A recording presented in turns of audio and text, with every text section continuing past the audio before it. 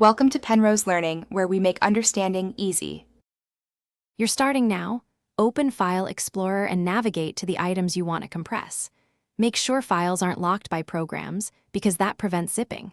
Select multiple files with Control-click or Arrange with Shift, and if you prefer, group them into a new folder to keep order. Once done, pick where the archive should reside so you don't search later. These first steps set you up to create a tidy, portable zip file without surprises.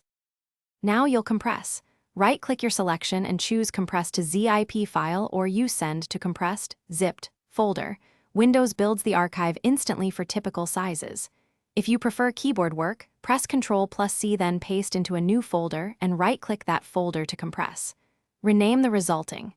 Zip to something descriptive so you remember contents. Make sure the destination has enough free space, otherwise Windows can fail the operation silently. Finish by opening the ZIP to confirm every expected file is present and intact. Double-clicking shows a folder-like view. If you need stronger compression or encryption, use a tool like 7-Zip or WinRAR and choose formats or passwords. If creation fails, make sure no files are open, free up disk space, and try compressing smaller batches. Sometimes a single corrupted file blocks the whole archive. If permission errors occur, Thanks for watching. If this was helpful, leave a like and consider subscribing. See you next time.